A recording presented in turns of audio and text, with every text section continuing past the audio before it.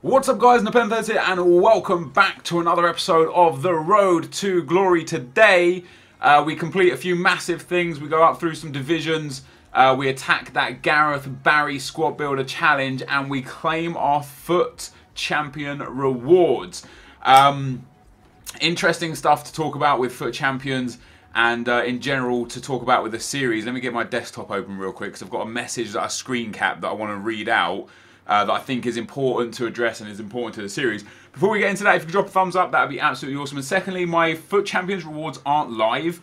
The reason why is because they got put into accounts at about 2:30 in the morning, and I'm gonna be away tomorrow, and then it's FUT Champions again on the weekend. So in kind of aim to continually make daily videos on this channel right now, I had to basically not do it live. I couldn't record it live because it was so late in the morning, my daughter was asleep, and I couldn't wait until the next day to do it because I needed to record ahead so that I could have videos for the weekend, otherwise there'd be no videos. However, going forward, I'm hoping that either A, EA release the rewards earlier and quicker so that I can get on with it a bit quicker, or B, I don't rely on the rewards to move forwards with the account, which should be the case really. Now, the message, it reads: Nep, I loved the Road to Glory last year and this is good, but I feel like maybe this year is becoming less about what the casual gamer can do.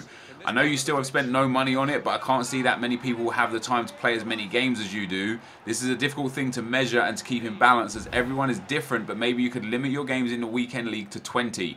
That way it's closer to an average of what most people can play. Also, it means that the whole series won't just be about qualifying for the weekend league and playing it.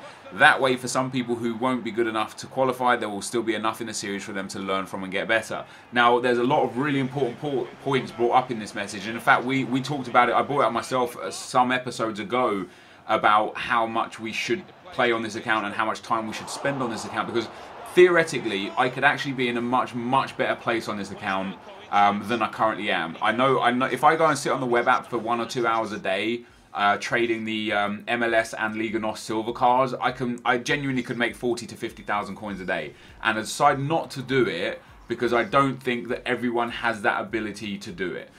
With FUT Champions, it's not necessarily something I want to turn off. It's not something I want to limit myself to, but I do want to know your thoughts on the guy's message, and he does raise some good points.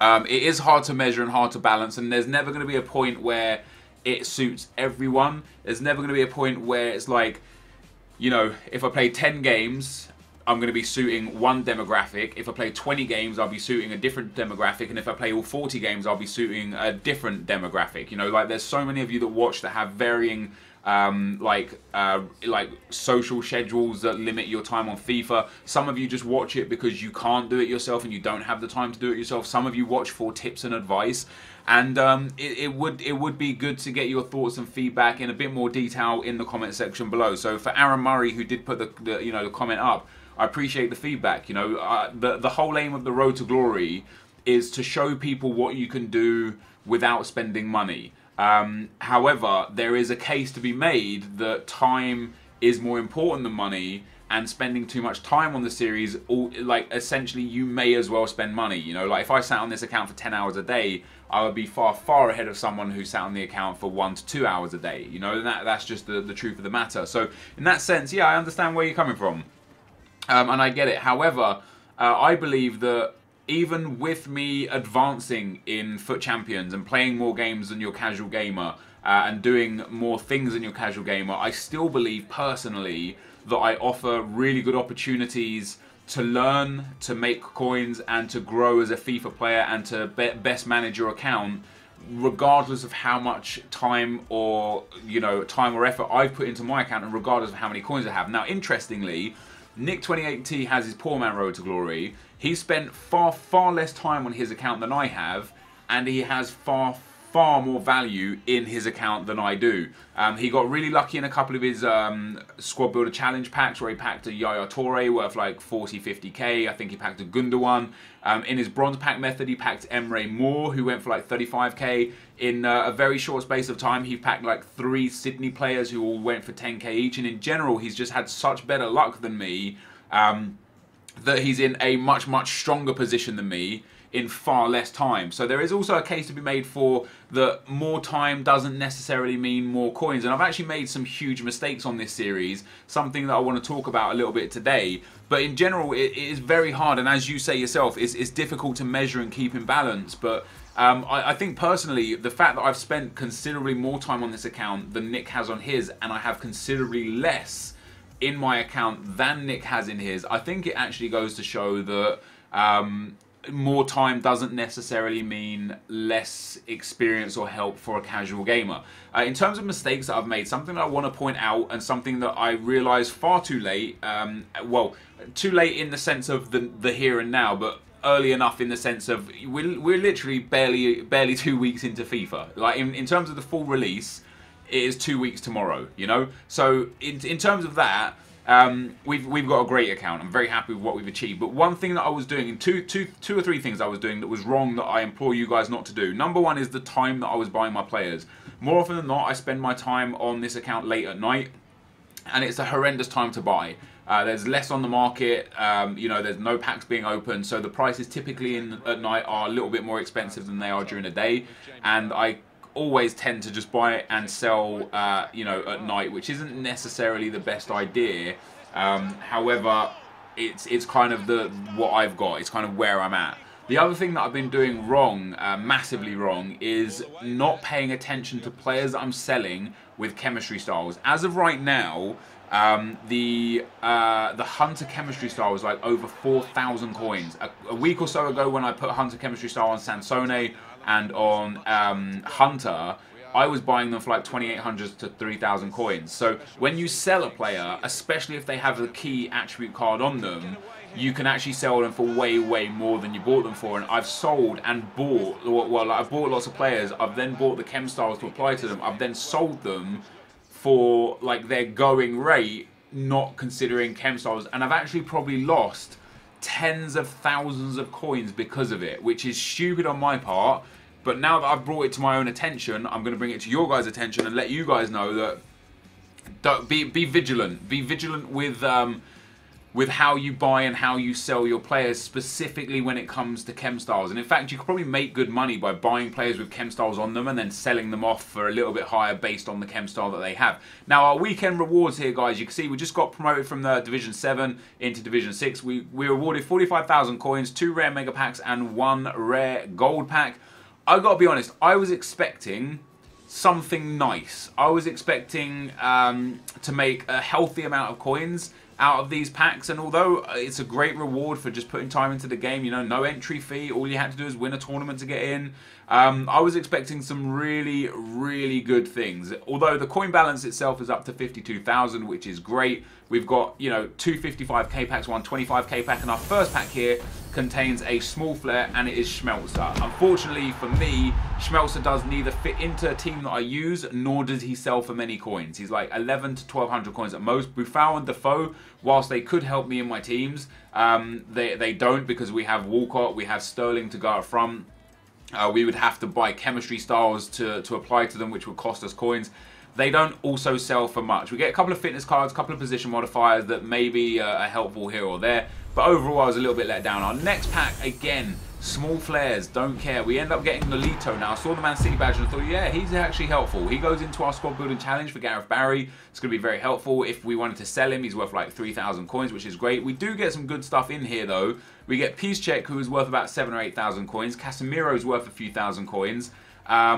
Richards, who was worth like 5,000 to 6,000 coins at the time of opening the pack, who I actually used in my squad building challenge, and then again a whole bunch of position modifiers, contracts and fitness cards that I didn't really get lucky with. I didn't get many expensive ones. I think I got 1 left mid to left wing and 1 left wing to left forward, which are quite expensive, but overall not really that great. And then our third and final pack did have a bigger flare, but not a big flare, not the biggest flare, and we end up getting Azpilicueta, who again sold for a nice little bit, like 6,000 or 7,000 coins. But our most expensive and most valuable player was Piszczek at 7,000 coins, and I was a little bit disappointed with that, because the amount of players that you've got in here, the amount of players that are rated 83 and lower that are worth a considerable amount, like Jamie Vardy, I really was hoping for something huge. And it's a bit of a shame when our Silver Liga NOS centre-back is on par with our most expensive player. out of these packs. So although I am grateful to be awarded and rewarded with putting time into the game, I am still disappointed in the rewards that I got. That being said, as you can see here, I didn't really get much. We got a duplicate Nolito, who I did end up selling. That being said, I saw the results from a lot of the guys that got like really good packs, like Marshall, like Hectic Dukes, like Huge Gorilla. They got the Team of the Week packs where it contains 11 gold Team of the Weeks. There are only 16 gold Team of the Weeks.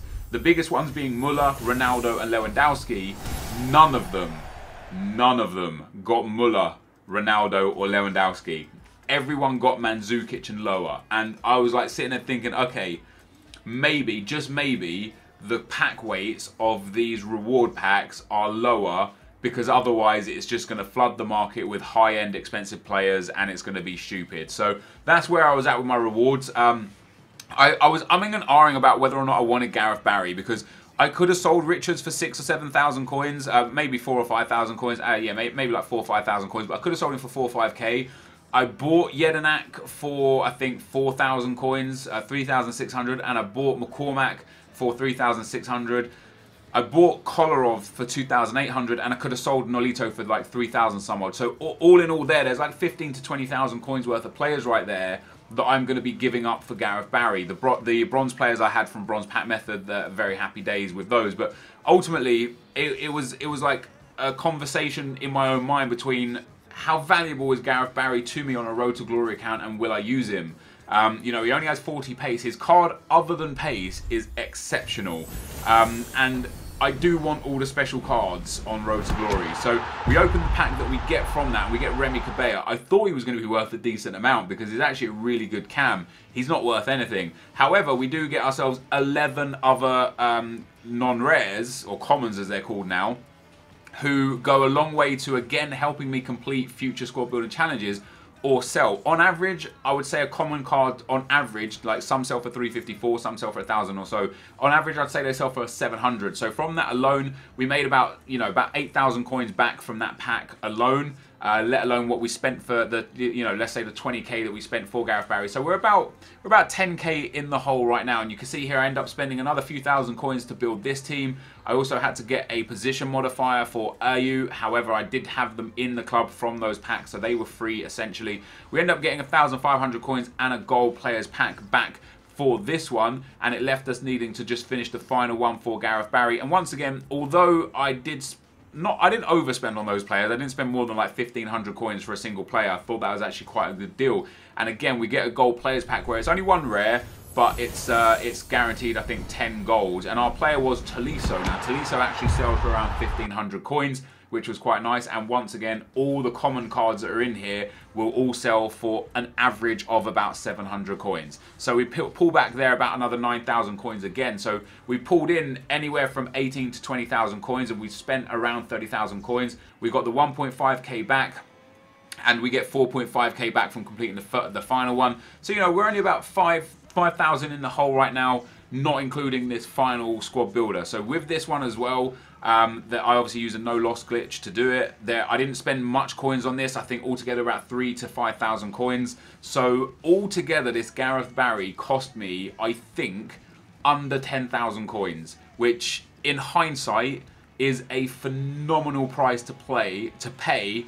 for a card that is special in its you know, in the fact that it's purple and whatever color it is, purple and turquoise or whatever. But not only that, it's a squad builder challenge card that's only there for 3 days. So to be able to complete it for so cheap, I thought was pretty damn good. The card itself is nice, like I say, like 84 defending, 82 physical, 80 some odd passing. His shooting and dribbling is also quite good. It's just his pace that's a problem, but I don't think it's a problem, because I said this a while back. That I don't think pace in central midfield spots is going to be that important this year, and that's why I think players like Toni Kroos and Bruno and you know, players of that ilk are actually going to be really, really good. So I am going to use Gareth Barry in the weekend league this weekend, and what you're going to get from me tomorrow will be 2 squad builders of the 2 teams that I'm going to use based on how many coins I've earned throughout these squad building challenge rewards and the rewards from the FUT champions. So this, guys, is going to be the end of the video. If you did enjoy it, be sure to leave a like, rating, comment, and subscribe to my channel if you haven't already. But for now, guys, I'm out. Peace.